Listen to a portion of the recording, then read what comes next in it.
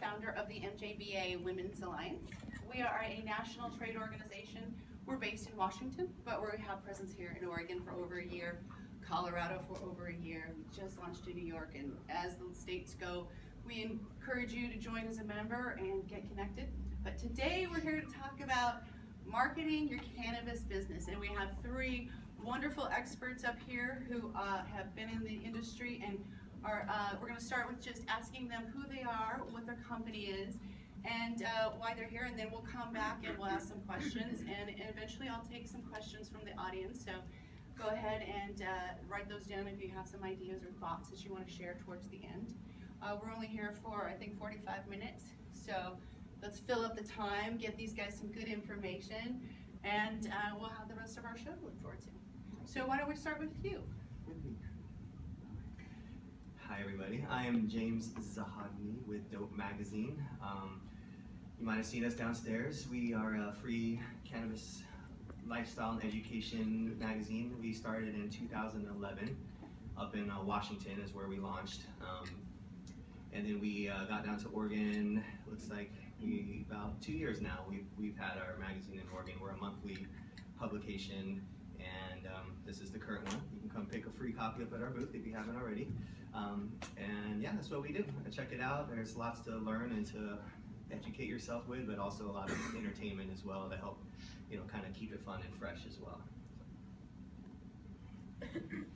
Hello, my name is Devin Manuel. I'm with Click Simply. We're a web design, app development, and digital media company. So we do things like social media and the like.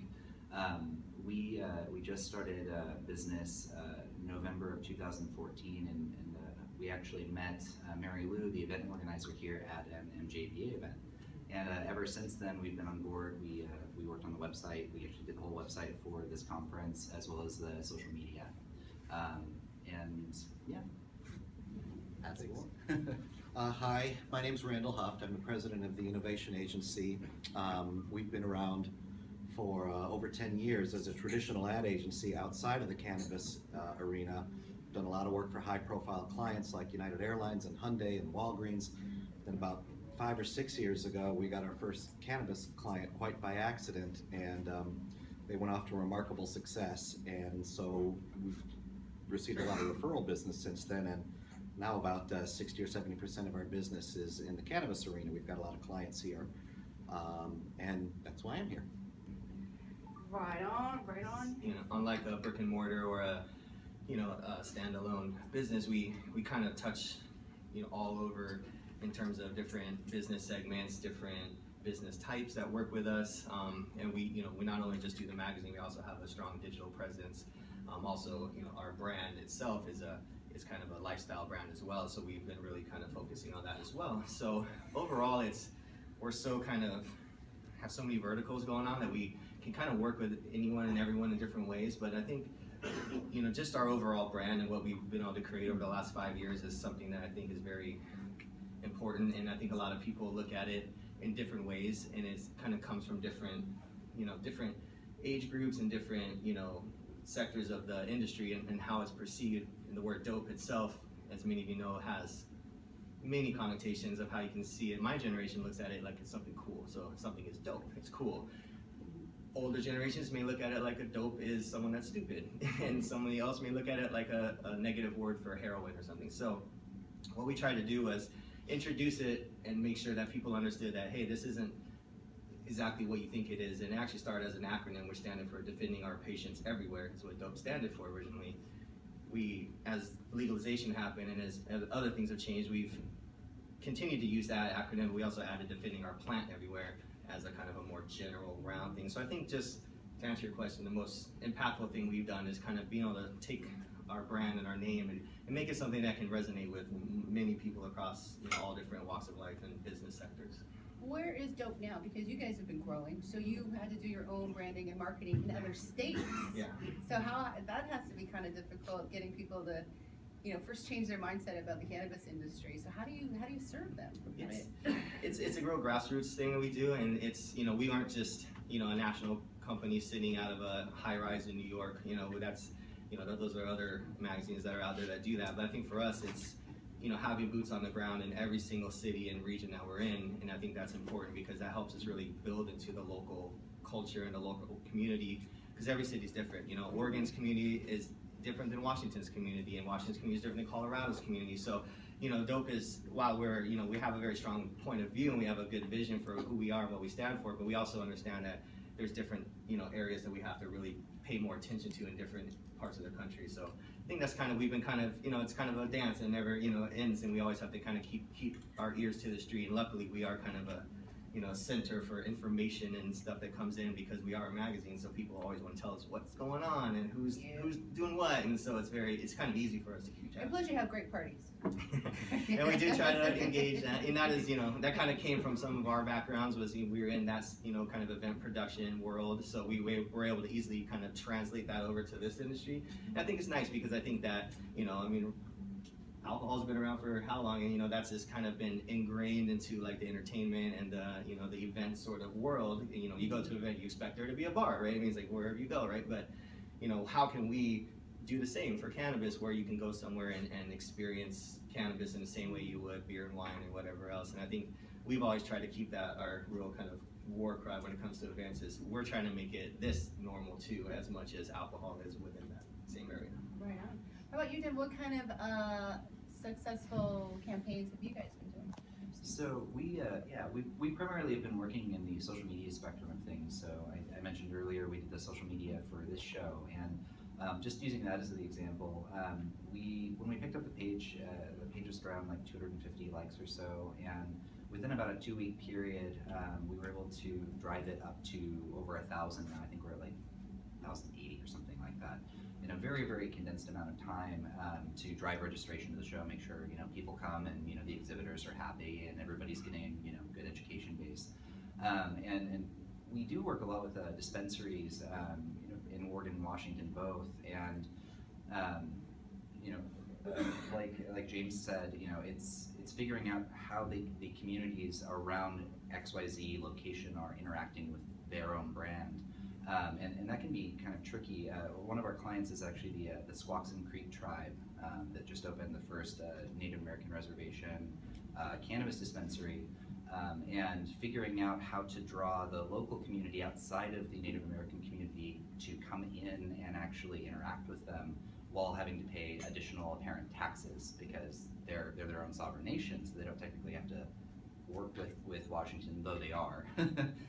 But because of the phrasing, it seems like they're paying more taxes, and how do you justify that to people who aren't getting, quote unquote benefits from the tribe? Question? Oh, yes, sir? I'm an enrolled Nez tribal member. I have a question pertaining to that. Yeah. Does the tribe charge less tax than the state of Washington, or there's an added tax on top of the state of Washington's tax? That's a great question. Because So, like tobacco sales, people come to our res to buy six because we don't charge that. Right. You get a pack of 6 cheap. So to answer the question, they don't technically have to do a tax like on any kind of legal standing, because again, they're on their own sovereign nation. They've agreed to match the tax. And the way that it works is they actually don't pay it out to Washington, they get to keep it within the community, but for sake of competition, they've chosen to just match 1-to-1. And they're actually kind of going through right now like how they want to present the tax, because they did a base like, here's what the state tax is, just to kind of make it easy for people to understand. And then it looks like an additional tax, even though it actually all averages out to the same amount. So to answer the question, no, they're not charging more, it's the same, but They just get half of that, the tax on each sale. they actually get all of it. Oh, they get all of it? Yeah. Oh, well, that's cool. Yeah, yeah, it all goes back into the community, and that tribe specifically, they're putting a lot into obviously education, specifically with their school system. So I know that that's a big part of that tax. That's great. Sorry. Sure, go ahead. Do you want us to wait for like question answers? Yeah, if it's okay with you guys, I mean, My bad. no worries.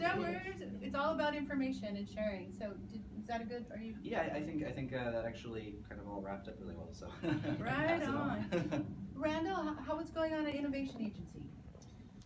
Well, originally I was going to tell you our big success story. Is it okay if I Yeah, share that? yeah. What put us on the map was kind of back in the beginning days of legalized cannabis. We had our first client, and they went public, and we helped do the communications and the marketing for them. And it was just, I Can you can't tell take- us who it is? It was Medbox. Okay. And I don't want to take too much credit for this because it was really lightning struck, and it was being at the right place at the right time, but it got crazy. Their stock debuted at $1 and it went up to $215. And they were in the Wall Street Journal and Bloomberg News and Fox News, and we just kept fielding phone calls from journalists and television stations and reporters that wanted to feature their story, and every time they were in the news, their stock kept going up to ridiculous levels. In fact, the fundamentals really didn't support that kind of stock price, but it made a lot of people rich on the way up. In fact, CBS News interviewed my client and said, according to our research, you are the legal marijuana's first billionaire. And so that really put us on the map. Now, since then, there's a whole nother side to that story, which I won't go into. But since then, that it's been a lot of people call us up and say, "Hey, can you do the same thing for us?" And I say no, but we'd be happy to try. But, and one of our clients now is Kush Bottles. They're doing really well. They're a leader in the packaging. They've sold their 100 millionth bottle already. Is this their lanyard? It's their lanyard. That's right. Nice That's job, nice right. marketing. That's right. Nice. But that's our crazy success story. That's great. So My then you answer to that is that it really depends. I mean, it's kind of basic marketing, who you're trying to market to and where. I have had clients that we say save your money because they're bootstrapping it and they don't have a lot of money. I'll let you know right now that my sort of magic secret weapon for clients that don't have a lot of money is PR. PR, I think, is underrated, and it gives you probably your best bang for your buck. Contacting journalists and magazines and trying to get articles written about you is a lot more effective and a lot more inexpensive than running ads, in my opinion. So if you have a small budget, I'd say do PR. If you've got a larger budget, that should just be a part of your marketing plan. But I can't tell people how much money they need to have before they start. And Yeah. some companies are so well funded that it's not an issue. All right. How about you, Devin? What was the question again? So if you were just getting started, where should they start, and should they have some money saved up, mortgage their house, sell their child? I mean, yeah, I think that depends on, what the end goal is. Like, are you looking to make a multi-billion-dollar business, or are you happy with having kind of a mom and pop shop? So, I mean, going the latter option, I would say, start with cheaper branding options. Do your own social media, figure out how that works. Work with, again, publications. You guys got it good. And in many ways, while the cannabis industry is different, it's not. It's still a consumer product, and there's business to business marketing, and there's business to consumer marketing. And you surround yourself with smart people that understand how to tap into that and market and motivate consumer behavior, and you'll be successful. Any other questions? Yes, we'll start with you, sir. So in your face, honestly, I think, how much do you account your just random drive-by traffic to the people that come to your store? Do you think it's a large amount? I mean, or are you right smack on the middle of like a major? I don't have one yet. Okay, I got you. I haven't have a logo yet either, that's why I wanted to bring that up. Okay, so I think, in all reality, you have to kind of look at where you are, geographically located. If you're on a main drag and you're getting 20,000 cars that drive by your store a day, it's probably not the worst idea to make some kind of a very obvious statement. It doesn't have to be in your logo. It could be simply, a neon in your window that says, legal cannabis or whatever it might be. If you're off the grid a little bit more, I think it's really important to focus. It doesn't matter, right? Because no one's going to drive by it because you're in the middle of some neighborhood somewhere. You're not going to get much traffic. So if that's the case, you want to make sure that your logo is fine, do whatever you want, but make sure you really focus your marketing on the more kind of social aspects where people find you. How many people here go to a restaurant because you drive by it? Probably not that many. You go to a restaurant because you jump on Yelp, and when you're in a certain area and you say, hey, what got 4 out of 5 stars and mine close to me, right? And that's typically what happens. And even in the cannabis space, when we first started our magazine, we weren't like trying to, drive around and find pod stores. We were jumping on Weed Map saying, cool, let's go find a list of places we can hit up in this area. We would jump on there and go, here they all are. So again, as much as curb appeal is important in some aspects, I think it really depends geographically where you are and how much of that plays into your business model. Anybody else have any thoughts on that? This gentleman was next. I was just curious what kind of things we're going to get you set on Facebook. INOV.us. Right on. Ready?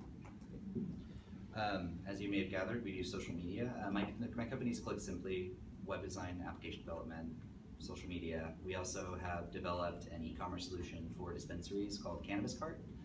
We have a big booth under the big flashy green tree. Feel free to stop by and we can tell you more about it. Sorry, what was the name of it?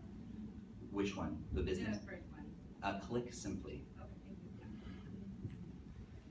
you. I would just say, make sure as you guys are venturing into this new industry and, take the time to, curate a nice brand. And, I know if you're growers or producers or processors, you probably make amazing products, but that's not gonna do it all the time. You also gotta create a good brand behind your products as well. So make sure, don't cut corners there, because just as you would grow a beautiful flower, you wanna do the same sort of nurturing and compassion towards your brand. So don't cut corners, do the best you can with what you got, and you'll be successful. And we're in the beginning stages of this beautiful industry, so you already are one step ahead of a lot of people, so congratulations on that. Dope Magazine is my company. DopeMagazine.com is our website to get more information. There's magazines in over 300 different distribution points across Oregon, so I'm sure you'll come across one eventually. If not, you can always jump online and read it online as well. So thanks for coming.